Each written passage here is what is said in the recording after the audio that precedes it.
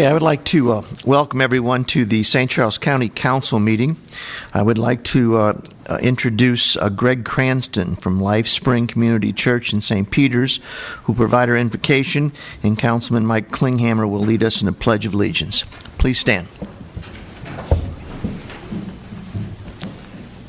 Heavenly Father, I thank you for each person that's here tonight. I thank you for these 7 men that lead St. Charles County. I pray that you would be with them. I pray that you'd be with all of the women and men who support them, who help them, and who counsel them.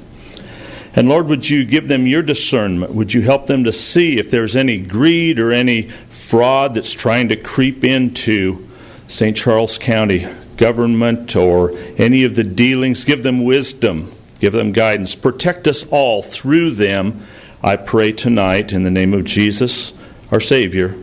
Amen. Amen. I pledge allegiance to the flag of the United States of America and to the republic for which it stands, one nation, under God, indivisible, with liberty and justice for all.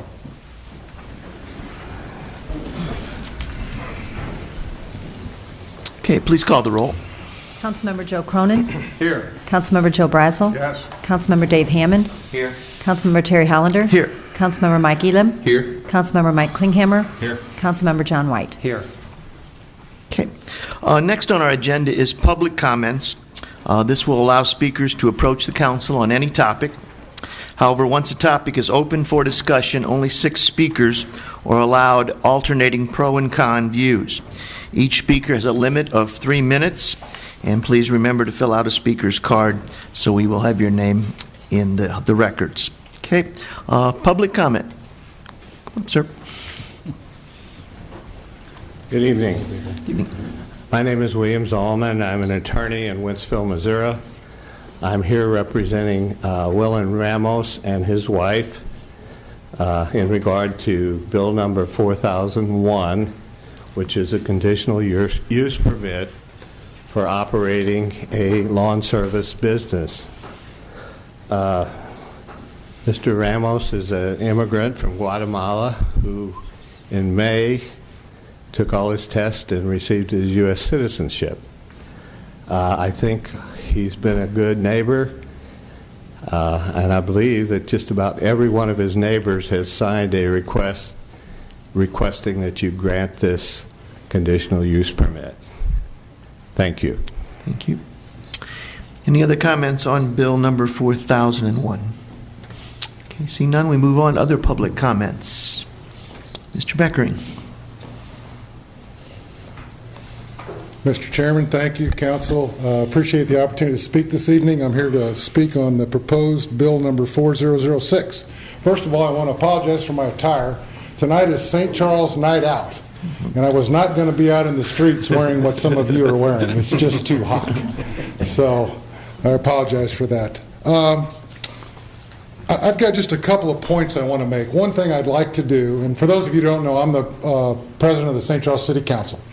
And as you know, we had a discussion last year about this proposed smoking ordinance. And first of all, I want to bring you up to date on what we did. First of all, we did 3 public hearings in May. We advertised them, the media picked them up, and we recorded and documented every comment we got. Now, out of the roughly 65,000 people in the city of St. Charles, we got a total of 102 inputs. So it's obviously a very important topic to the people in St. Charles. Out of those 102 comments, 2 of them wanted smoking with exemptions. 44 were in favor of a 100% comprehensive smoking ban. 51 were in opposition to any smoking ban. And 5 of them, we had no idea what they said or what they wrote.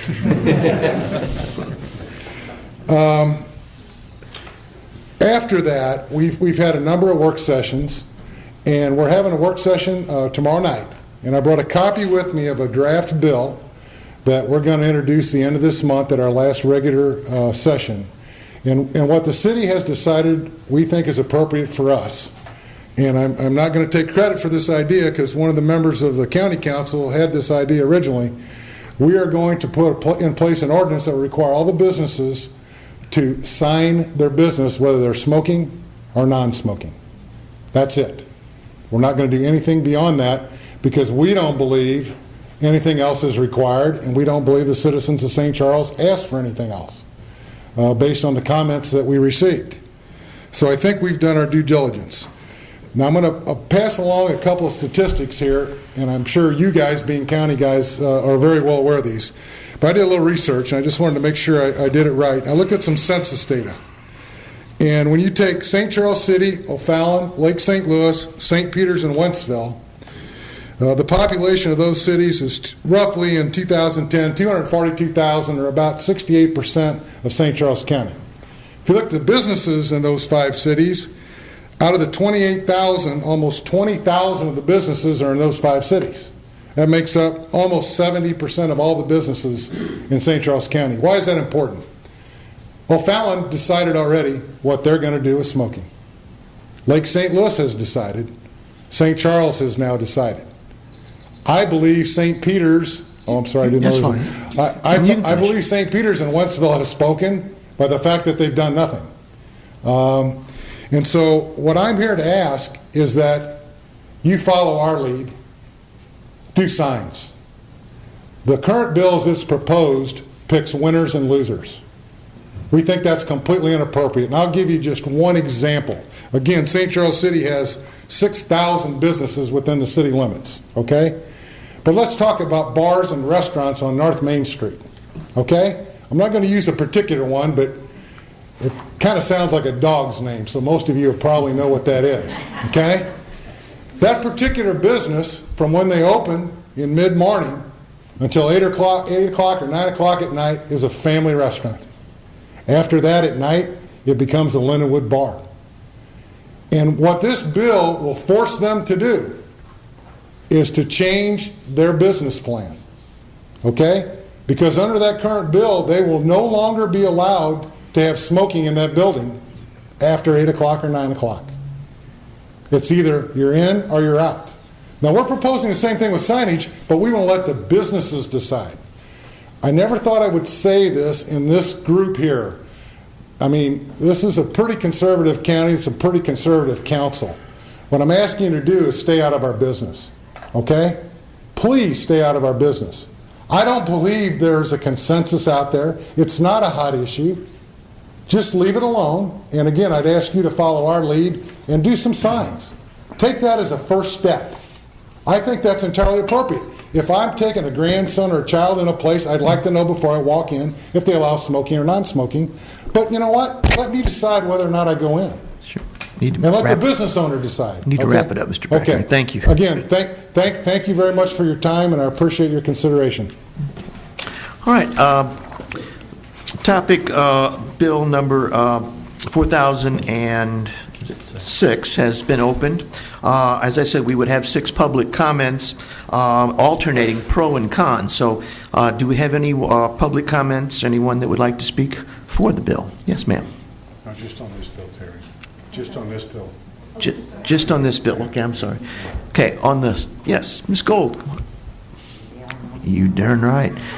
We're happy to have you back. Thanks. Glad to be back, and I want to thank you, Mr. Cronin, for the email. That was nice. There's winners and losers here, guys. I got to tell you, I have to agree with the county or the city, what they did and had those meetings with the public. They took the time, they took the effort. The mayor put it out there. It was well advertised. You know, I just believe that as a business owner, I pay taxes just like everybody else, sometimes more taxes, being the business. In every aspect of our business, we pay more. I think it should be our choice to decide if it is a smoking establishment or a non-smoking establishment. It shouldn't be left up to the council or the voters. They're not paying our taxes. Okay, if business declines, tax rates decline to you. So, I mean, I just want everyone to realize that you got to stay out of the business owners. If they're not doing anything against the law, you need to stay out of their business. And as far as this ordinance that's been written, or this bill, once this bill has been read twice and it is approved, In this bill, once it's approved, do you, as the council, have the authority to make changes of this at any time? Is that a yay or nay? I'm asking a question. Mr. Cronin? If it is approved by the council, it can be changed in the future. It can be changed in the If it goes future. to the voters, like O'Fallon's did, then it It cannot. cannot be changed. And that's a very important distinction that the folks from St. Charles need to understand, too. So I would have to ask this question of you as the council. If this is brought up now and this bill passes as is, as winners and losers as it may be, are you going to bring it up again to make the changes that needs to be made in order for his first bill that he presented 2 years ago? Is it going to come back to that first bill? I mean, I have to ask. Voters don't see the ordinances. They don't read them. They don't see them at the ballot box. They only see the portion. But they don't realize that politics can change these bills. And it will still affect the business owners. I can answer that later in the meeting if you like. Okay. Thank you, Ms. Gould. Thank you. Other comments? Yes, come on up.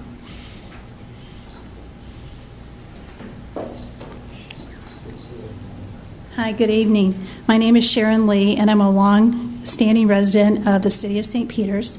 I'm also employed by BJC Healthcare, and I manage the Siteman Cancer Center at Barnes Jewish St. Peters Hospital.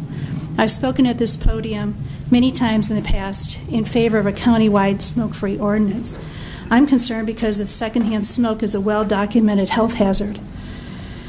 We've brought experts to the podium to address these issues in the past, and tonight I want to applaud Mr. Cronin for having the stamina to bring forth another ordinance that addresses health issues, yet allows for individual rights to prevail. Some may say it does not go far enough, but we have to start somewhere.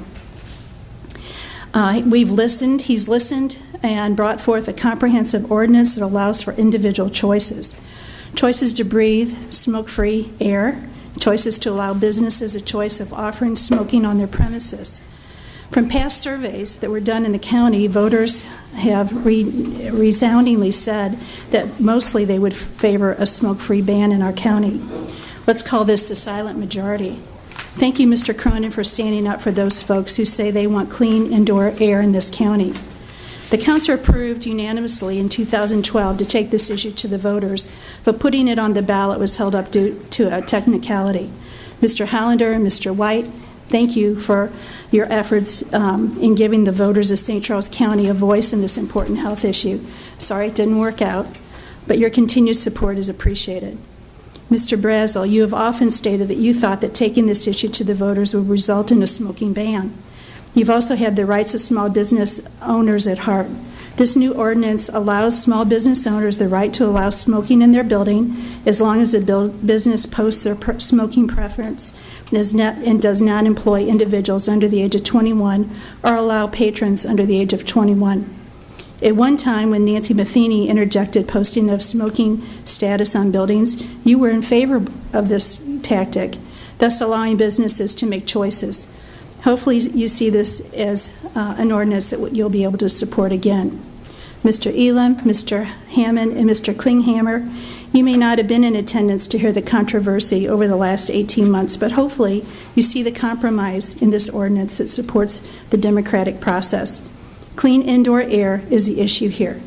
No one is asking to take away folks' right to smoke if that's what they want to do. It's only when their smoking interferes with clean indoor air that other people want to breathe, that this becomes an issue. You each have a right to protect the health of the members of the county, whether they're of voting age or not. And Mr. Elman, I hope if this council agrees to enact a smoking ban, that you do your part in making sure that the law is enforced as directed. Every effort has been made to simplify this smoking ban and make it easy to understand. Thanks again, Mr. Cronin, for your wisdom and your leadership. Thank you. Thank you, ma'am. Other public comments, please, on this particular bill? Anyone? Okay. Seeing none, other public comments on any other topic?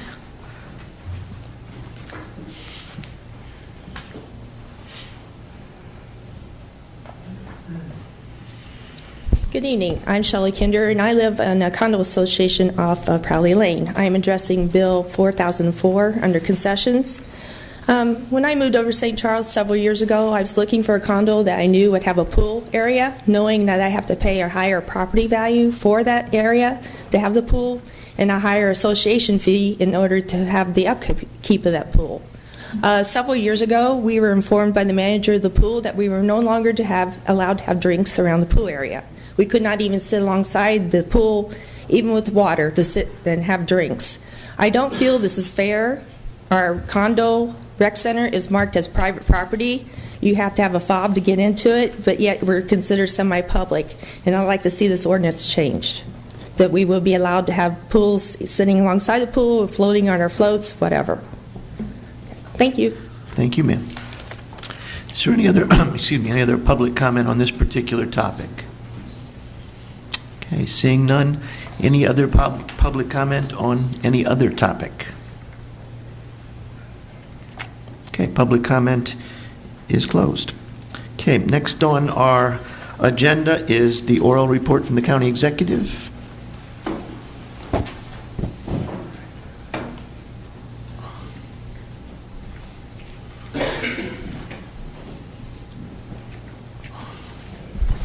Thank you, Mr. Chairman.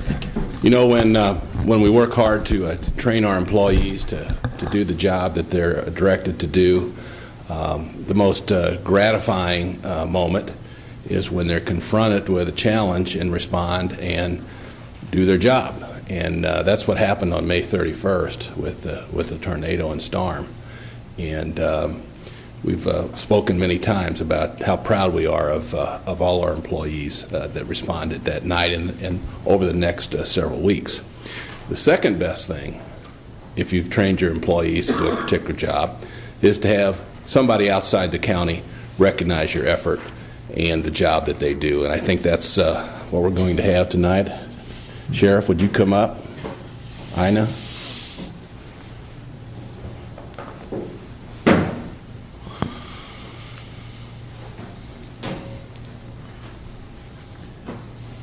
Sir, would you take the mic and please identify yourself? Evening, Council. My name is Wes Browning. I'm the meteorologist in charge with the National Weather Service Office that serves the St. Louis area and 46 county area, extending over into Illinois and including St. Charles County. And it gives me great pleasure to bestow upon the County of St. Charles storm-ready designation. And what this means is through hard work and determination over the past year or so, that your employees have in fact reached this milestone in effective communication and preparation for severe weather episodes. And as all of you know, and everybody in this room knows, that this occurred in our recent memory, May 31st, when an EF3 tornado tore across the county. And remarkably, once again, due to hard work and preparedness and effective communication, there were no serious injuries with this storm. And this is the third event in the last 4 years since I've been here that we've had violent to strong tornadoes tear across the St. Louis metro, and there have been no serious injuries. And that's not coincidence. That is great preparation and hard work from all of you. So again, my pleasure in bestowing upon the county storm-ready status. Thank you very much. Appreciate it.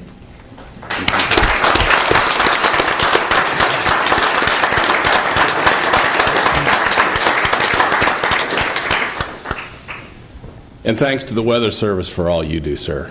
You also did a great job on that night. And I was out there watching, but Tom and his folks and Ina and her folks were the ones who not only trained, but also came through when we really needed them. So thanks again. Thank you. Okay, next is the consent agenda. Are there any items to be removed from the consent agenda? Motion to approve. Okay, need a second? Second. Okay. All those in favor of approving the consent agenda, please say aye. Aye. Those opposed? Okay, consent agenda has passed. Okay, next we have several resolutions. The first one is Resolution 1311, recognizing September the 17th through September the 23rd as Constitution Week in St. Charles County. If Ms. Lorna Jones will meet me at the podium, we will read the resolution and present. Resolution number 13-11, sponsored by Council as a whole, a resolution recognizing September 17 through 23 as Constitution Week in St. Charles County, Missouri. Whereas the St. Charles chapter of the Daughters of the American Revolution has been in existence since 1909 and currently consists of 95 members. And whereas this chapter has a Constitution Week committee with goals to preserve the past, enhance the present, and invest in the future. And whereas the Daughters of the American Revolution wish to educate all citizens, especially the youth and newly naturalized citizens, about our founding documents and encourage all in the community to protect and defend the Constitution. And whereas the Daughters of the American Revolution started a tradition of celebrating Constitution Week many years ago, and whereas in 1955 the Daughters of the American Revolution conveyed a petition to Congress to dedicate September 17 through 23 as Constitution Week, and whereas the U.S. Congress adopted such a resolution and President Dwight D. Eisenhower signed Public Law 915 on August 2, 1956 to establish such an observation. And whereas during this time we remember that the Constitution is a living document that guarantees the freedoms Americans enjoy. Now therefore be it resolved by the County Council of St. Charles County, Missouri as follows. Section 1. The St. Charles County Council hereby proclaims the week of September 17 through 23, 2013 as Constitution Week in St. Charles County, Missouri. Section 2. The St. Charles County Council hereby further asks citizens to reaffirm the ideals the framers of the Constitution had in 1787 by vigilantly protecting the freedoms guaranteed to us through this guardian of our liberties. Thank you. We on the council certainly appreciate the efforts that you folks make in making our citizens, especially our children, aware of the Constitution and the rights that we all possess, and we we appreciate your efforts. Okay. Thank you.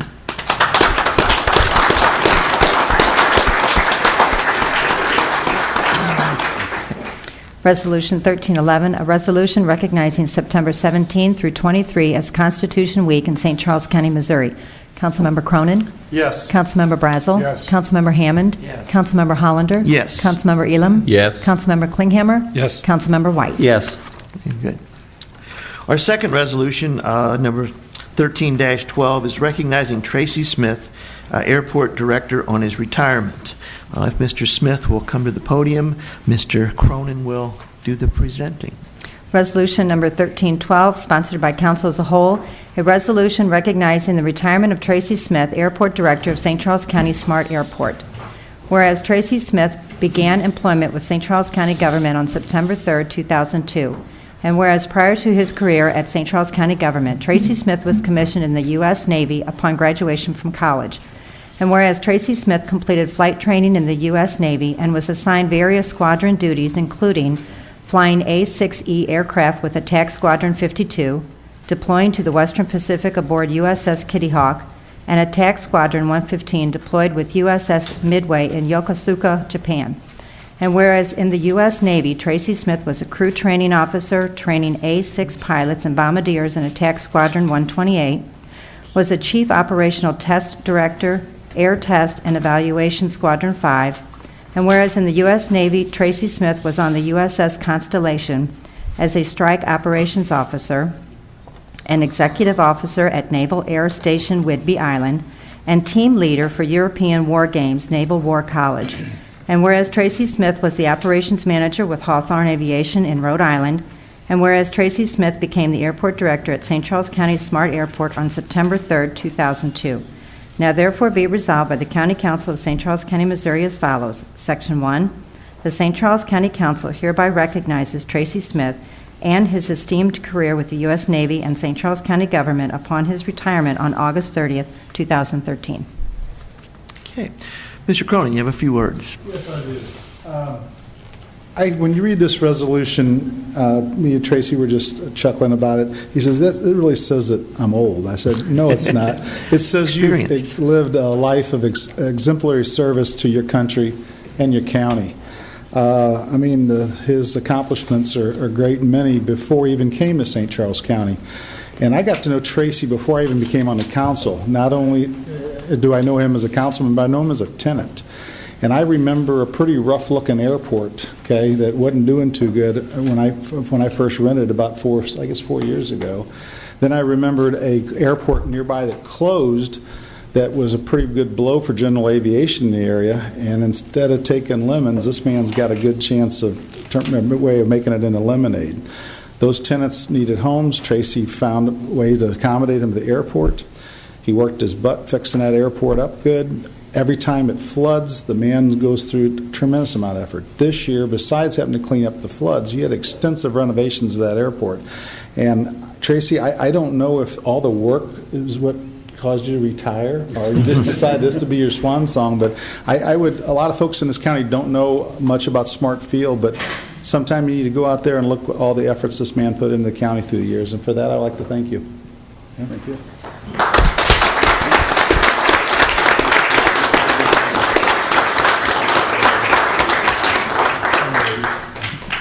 Resolution number 1312, a resolution recognizing the retirement of Tracy Smith, Airport Director at St. Charles County Smart Airport. Councilmember Brazel?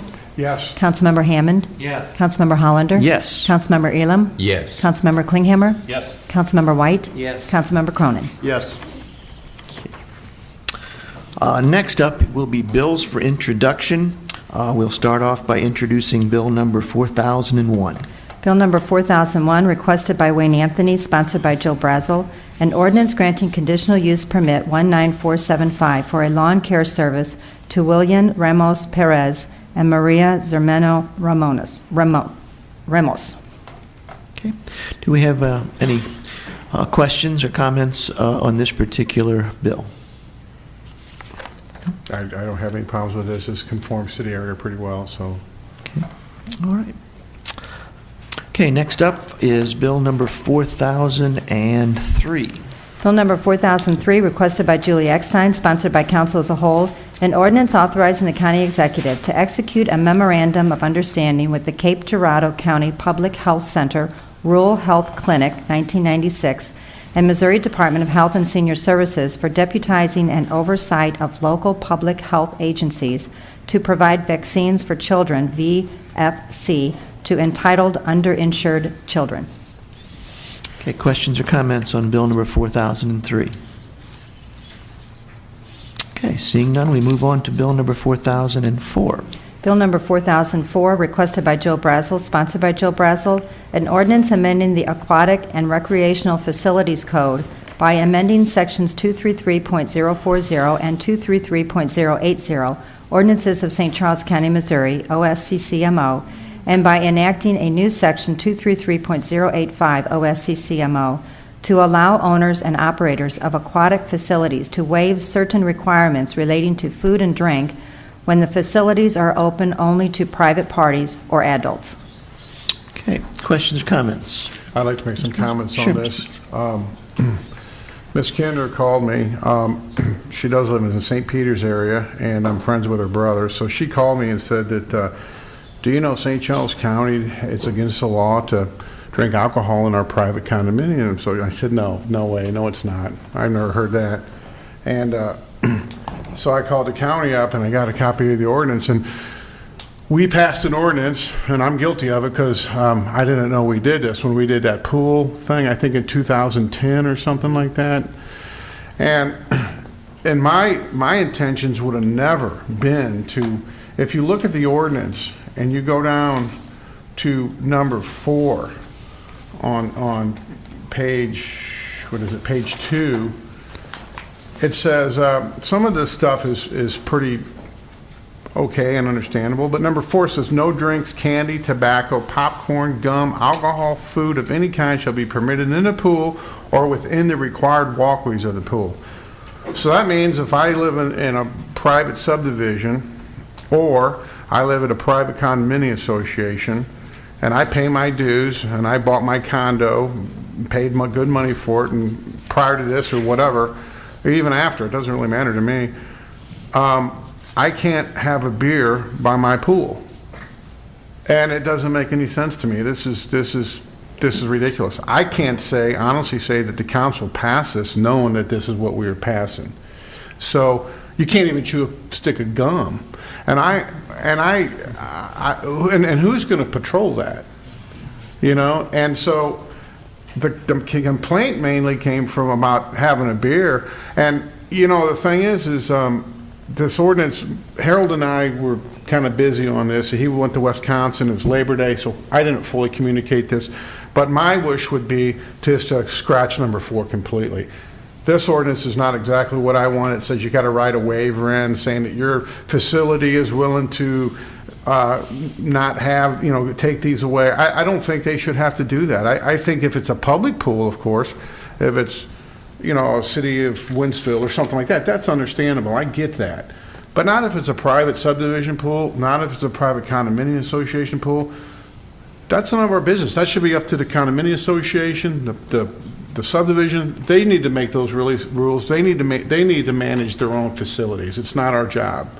And that's why I wanted to do this ordinance, and that's my position on that. Okay. Other questions, comments? Okay. Yes. I just think we're going to have a hard time enforcing number 7, too. Number 7.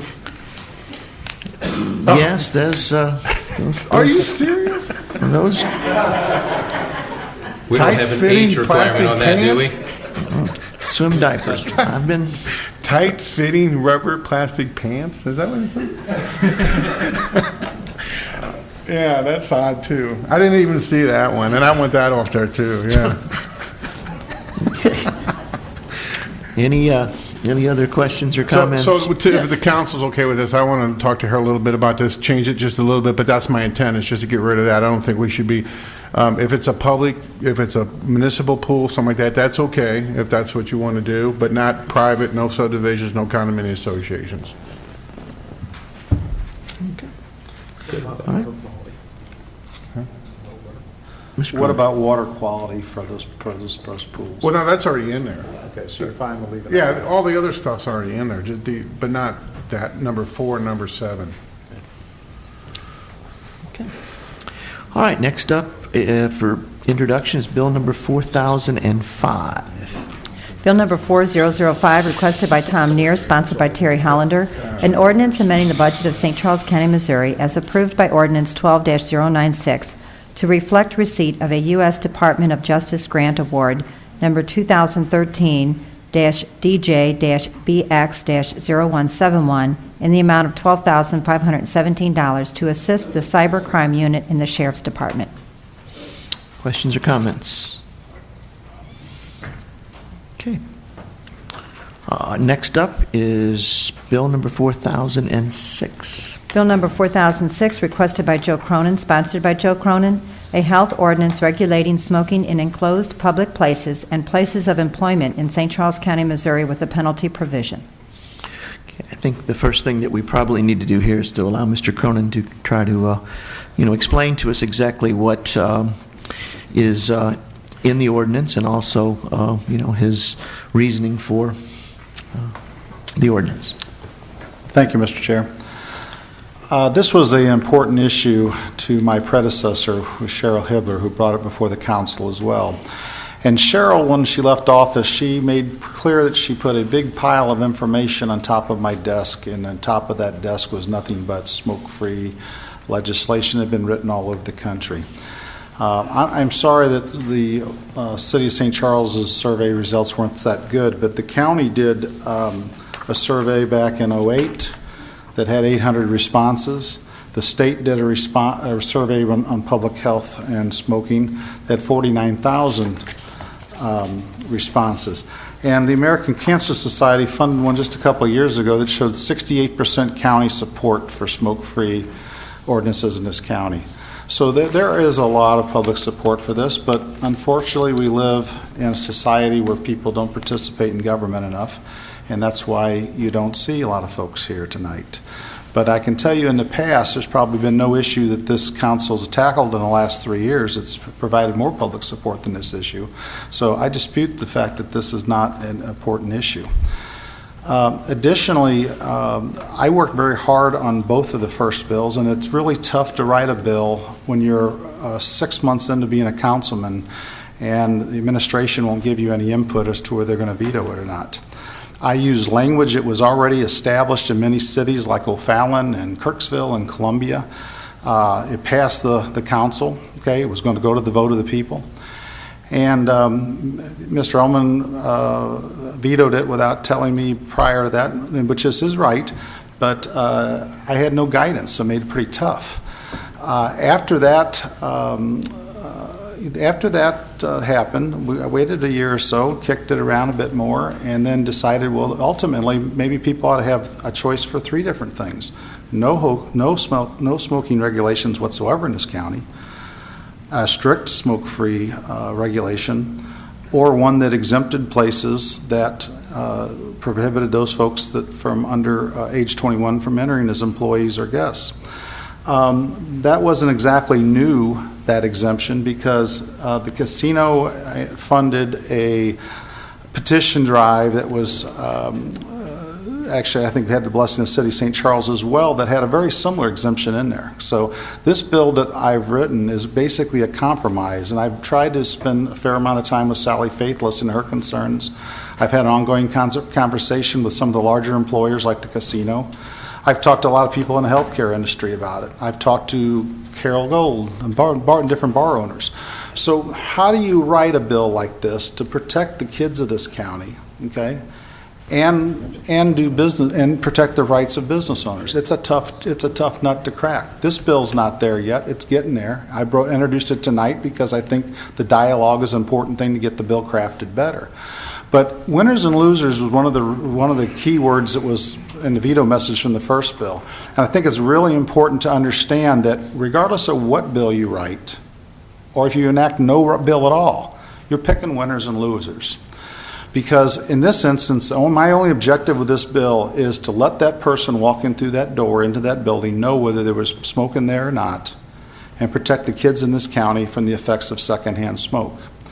And some folks may not think that that is such a public health danger, but according to the Centers of Disease Control, I hate to say this, but the secondhand smoke contains cyanide gas, and that's the same thing we're seeing on the news happen in the Mideast, except it doesn't kill people right away. It's slow, it's an insidious, and it kills 11,000 Missourians a year. That's why I worked to write this bill, because I didn't take this job to sit up here and be a bobblehead. I took this bill to make my county that I lived in my whole life a healthier, better place. That being said, the results of smoking bills throughout the county and throughout the state have not shown to be negative on businesses. O'Fallon's bar and restaurant revenue is up since their ban. This is an article from Springfield, and you'll see a graph that goes up. Their bar and restaurant revenue is up 5%. Reasonably written smoking laws can be a very minimal intrusion on private business rights, but they can have tremendous health benefits, especially to the young. And that's why I wrote this bill. I have no political agenda in it. I wanted to make the county a healthier place while preserving business rights. So I would look for anybody in this room that has opposition or support of this, send me an email, send me your ideas. I'll talk to you, okay? Maybe I can get this thing crafted and fine-tuned a little better so that folks can live with it and we can keep the kids in this county healthier. And that's pretty much the status of the bill. Okay. Yes, Mr. Brazel.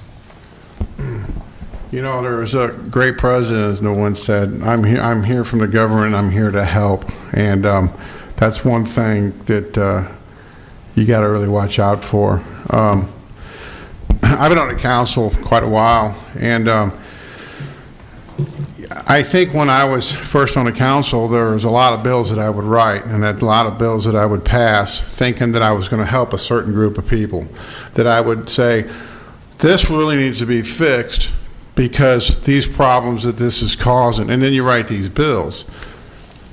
Then you figure out down the road that the bill that you wrote causes more problems for the other side of the fence than it helped for the people you wrote the bill for. And that seems to happen a lot in government. It seems that there's well-intentions, good intentions, and I know Mr. Cronin's intentions are good, but I think that this bill creates a lot of other problems. And to say that, you know, when you say to protect the kids, that just seems like such a, for the children, to protect the kids. I just don't get that because, you can't legislate good parenting. You can't legislate brains. And, a parent shouldn't be bringing their kids into a smoke-filled bar. And I don't even know how often that happens. But the problem with this bill is there's a lot of reasons. You got the VFWs that have steak night, the American Legions, and that's how these people make money. That's how they fund their operations. So how are we going to handle that now? Are we going to say that no more children are allowed into these establishments, or they can't smoke? Well, that's not fair to the veterans. It's their club. And I just have a real problem with this because, and if Mr. Cronin or the council wants to mandate signs, I guess that's a start, but I'm not even really for that. But I guess it would be the courteous thing to do for a business owner to put a sign on their front door. I think that's just a respectful thing to do. And I don't smoke. I never have smoked. But it is hard enough to start a business or to run a business in the hospitality industry. It's a hard thing to do. There's so many rules, so many regulations, so many permits. And I would know because me and my wife are opening a business, and we're going to choose to have it a non-smoking establishment on the inside.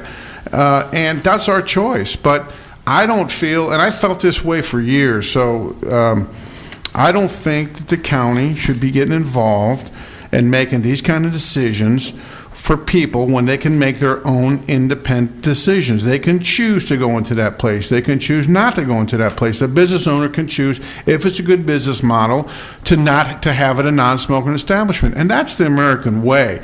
We are getting carried away. The cities, the counties, they are worse in some instances than the federal government. They keep layering you with all these little rules and all these little regulations.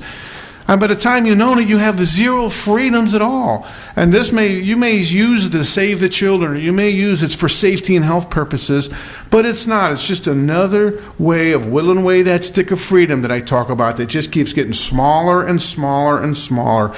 And that's how I feel about it. So I will not support this one bit. And Mr. Cronin knows that. And I respect him for his persistence, but I don't agree with this on this bill because this county council has dealt with this. I think this is 4 times now. And I will not support this bill at all. That's my position. Okay. Mr. Klinghammer. Thank you.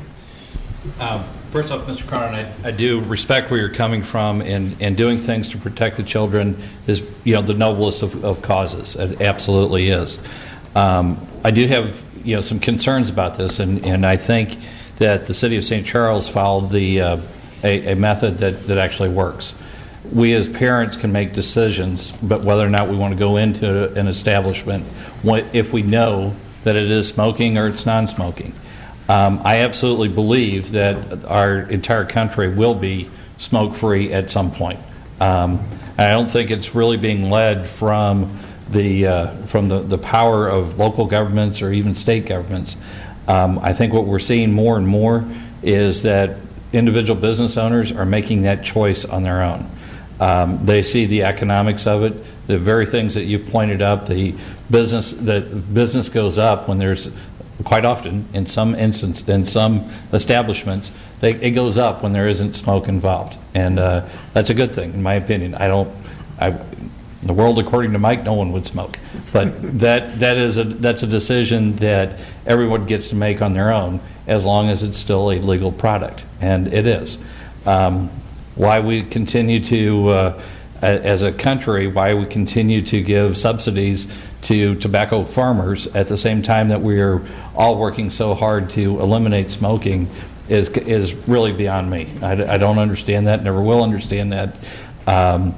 But I do believe that business owners should have the right and the freedom to make that choice, whether they want to cater to the people that are living a dangerous lifestyle or those that choose to make a more healthy lifestyle. I believe it is their right. I think that the City of St. Charles made a very important step to help parents make that choice and make it known whether or not they're going into a smoking environment or not. So I think St. Charles is on the right track. I think it'll be interesting to see how it plays out and see if it works. I believe it will. I think that we'll end up actually seeing more establishments when they're forced to make a decision, I believe that that more of them on their own will choose to go to non-smoking. The other thing that, I'm a numbers guy. That's what I do all day long.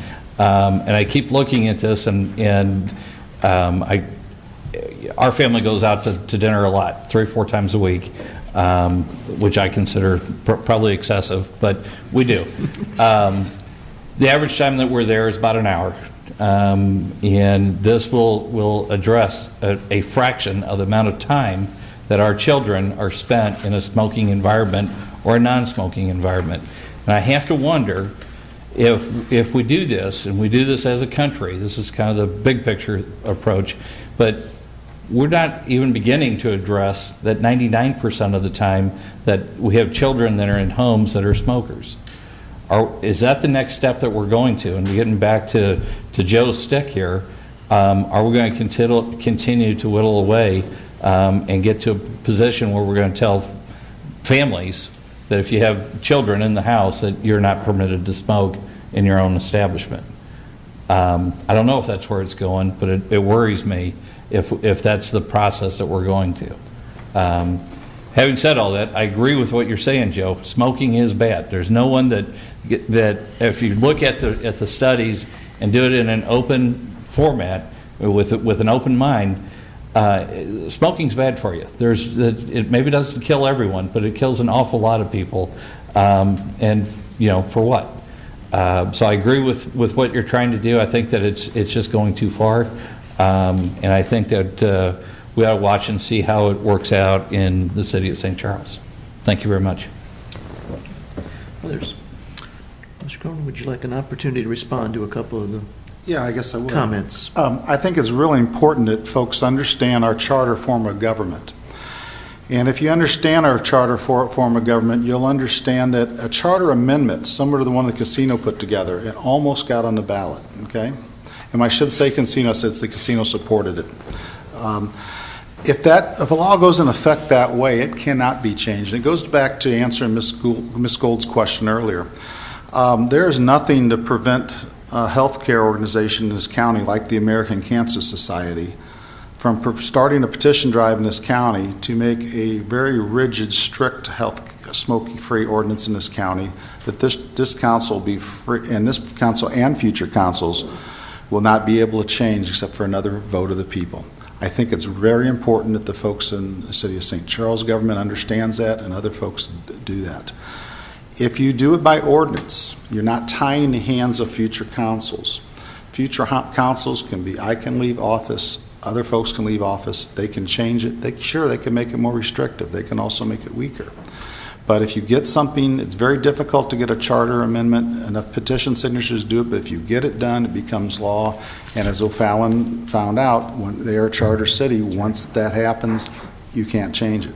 That's one thing that's real important. Another thing I think it's very important to understand that one of the largest cities in this county who's in my district, okay, punted this issue to the county, one in Mr. Brazel's and one in Mr. Elam's, and that would be the cities of St. Peter's in my district, Darden Prairie and Joe's, and in Mr. Elam's district, Cotterville. They specifically passed resolutions at their city level stating that they wanted the county to address this and take it probably likely to the voters. So I think that is an important issue to bring as well, is that we're not just acting alone. Mayor Pagano calls me pretty regularly for issues that's of concern to him, and their city board thought enough of this ordinance to pass a resolution in effect. And the other thing, as far as parents taking care of kids, and we shouldn't really be worried about, hopefully the parents got enough sense not to take their kid to a smoky bar. I don't think you can quite really do that in this world, or we wouldn't really need a division of family services. I mean, unfortunately, people don't take care of their kids that well, and I'm sure there's some small kids in a smoky bar somewhere in this county right now, and that thought doesn't sit well with me.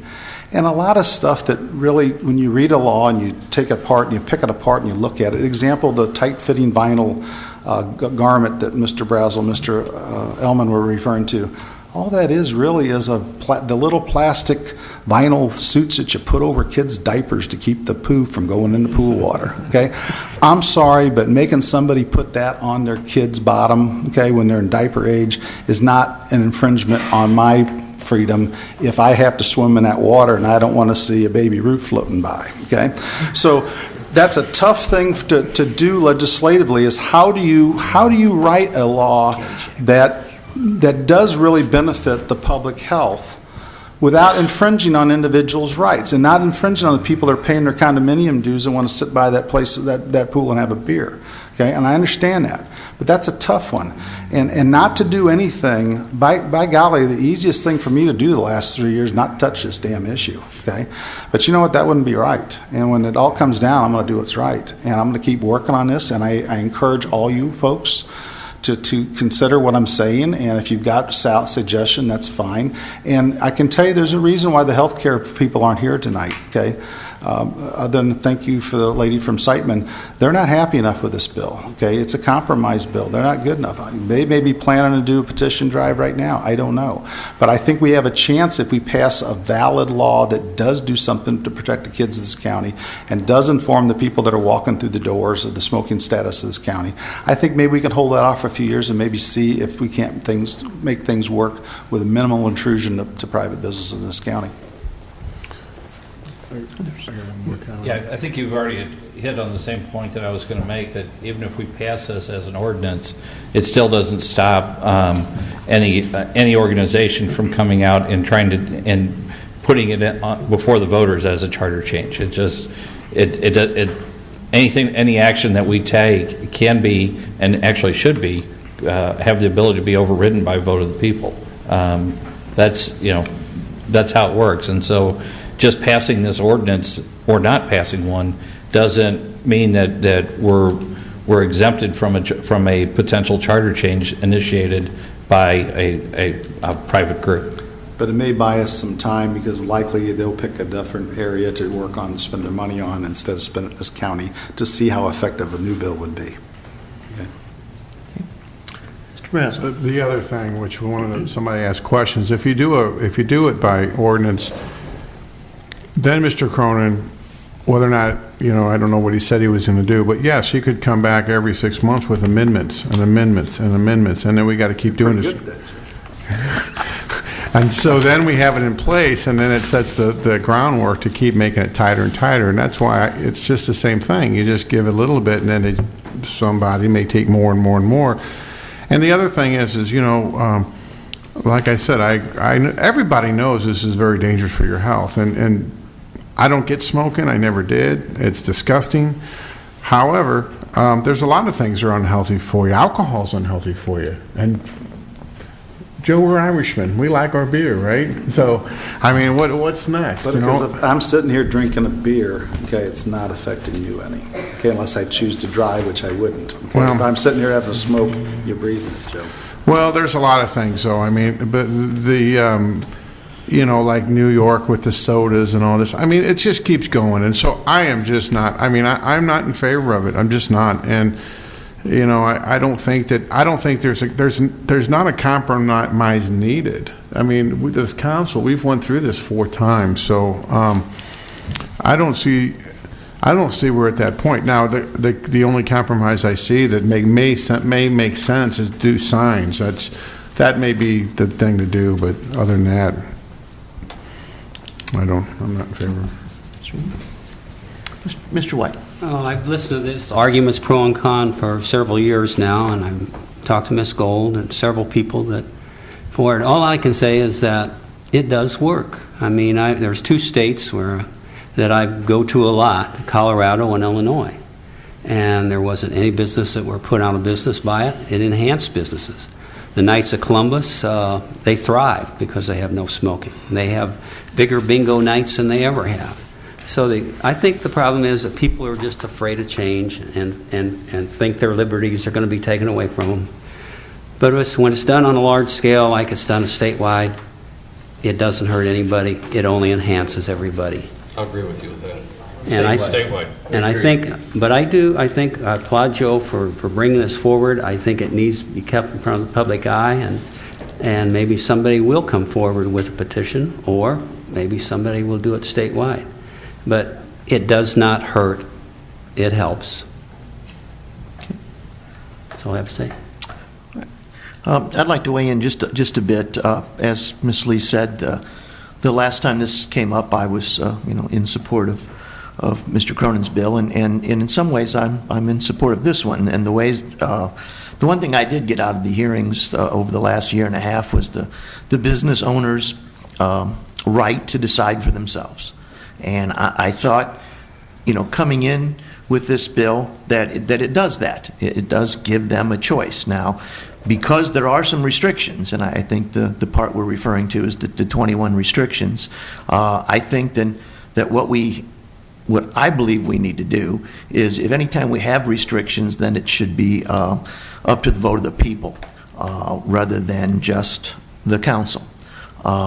It's one of the things that I think that we pretty much insinuated for the last 2 to 3 years, that if anything did come from us, it would be, with the idea that the people would have an opportunity to weigh in and vote.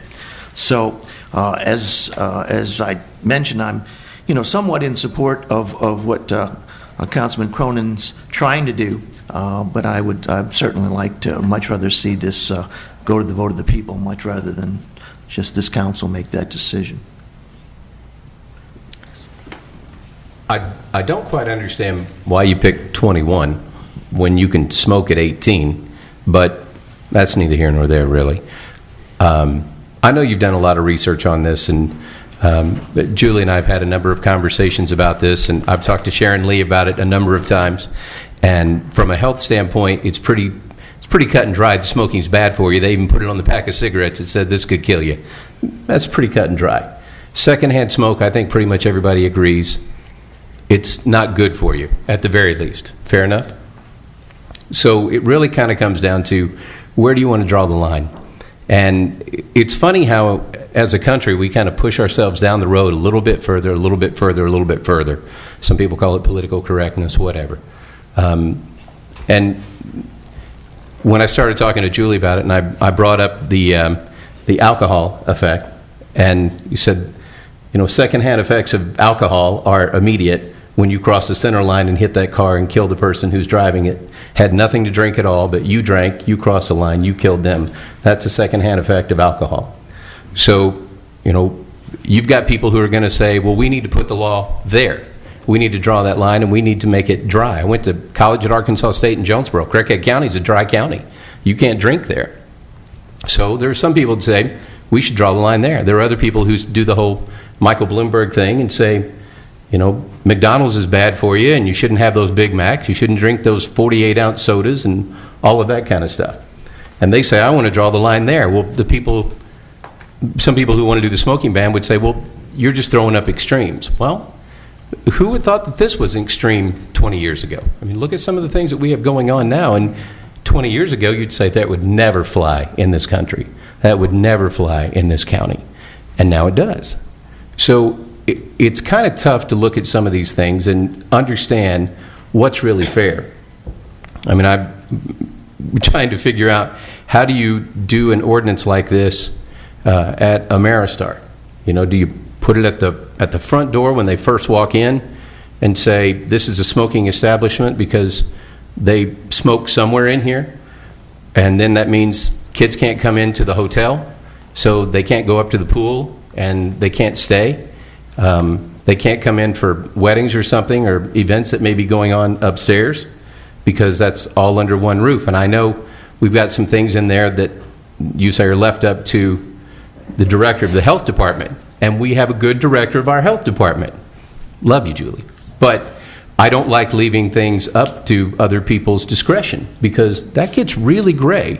And then you get into that whole, maybe we don't always have a great director of a health department kind of thing.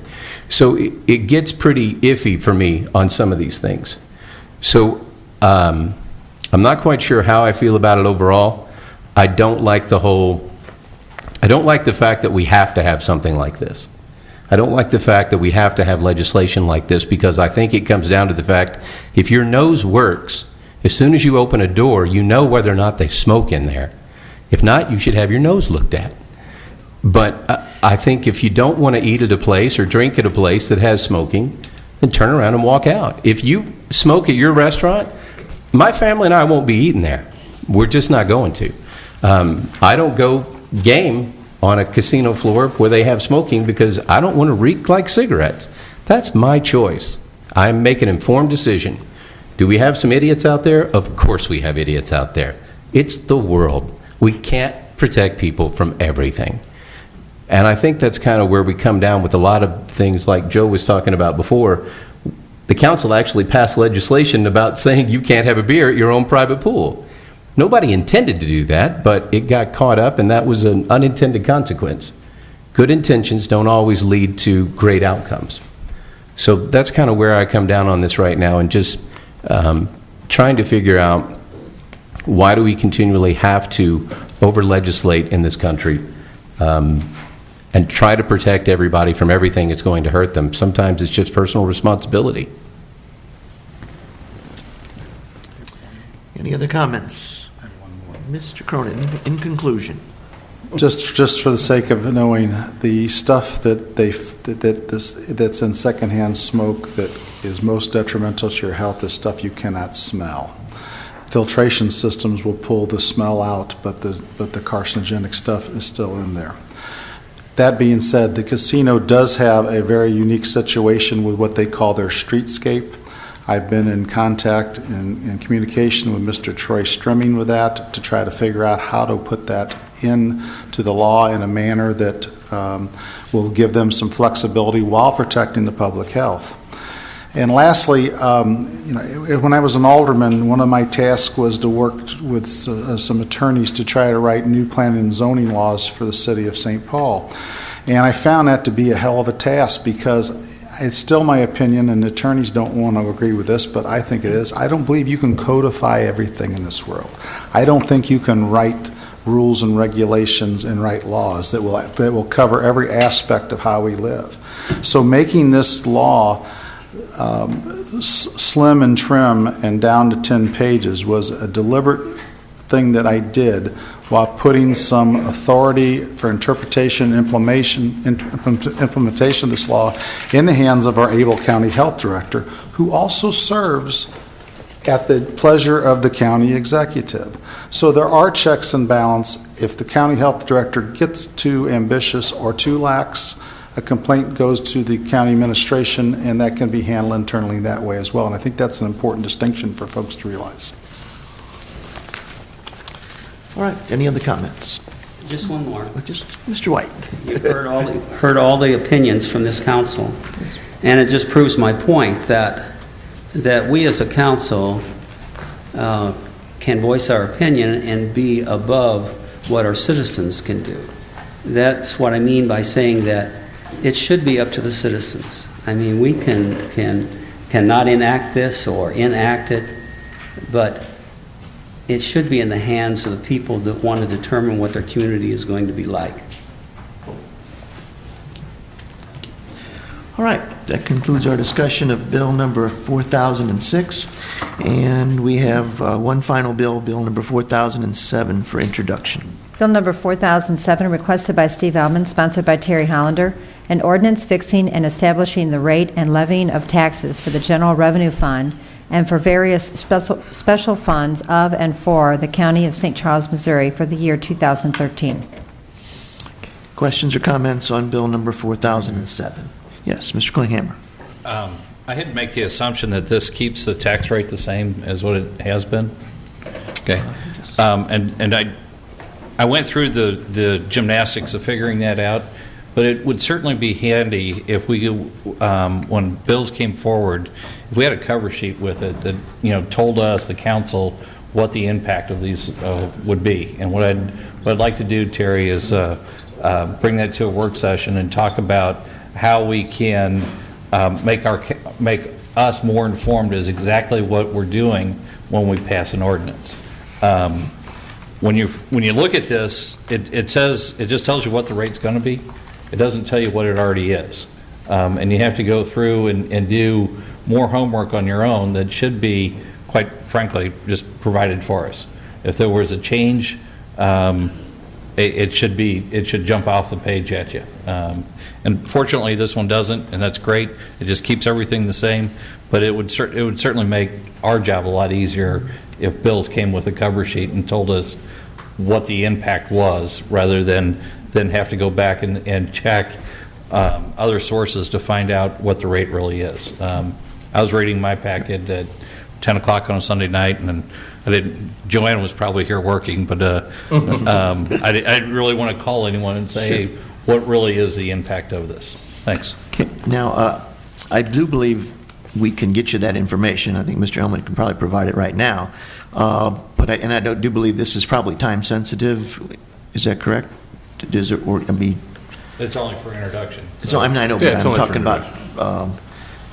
It is exactly the same as last year, correct? Yes. The point I was trying to make is that as council members, we don't really know that unless we go, and it's on the website. So I was able to determine it at 10 o'clock on a Sunday night, but you have to go through and really hunt it down. And if we want the average citizen to ever pay attention to what we're doing, it would certainly be nice if we told them, here's the impact of what this bill does.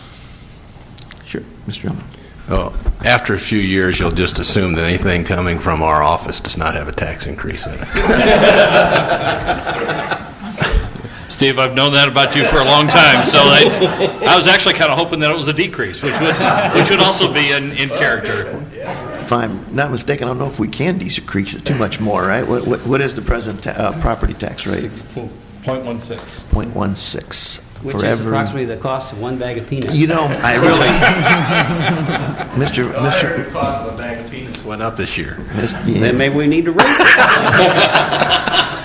Mr. White, I was kind of expecting my bag this year, but you didn't come through with that. So, all right. Any other questions or comments on Bill number 4007? Okay. All right. Seeing none, there are no tabled bills, so we will have a bit of time here for announcements or miscellaneous.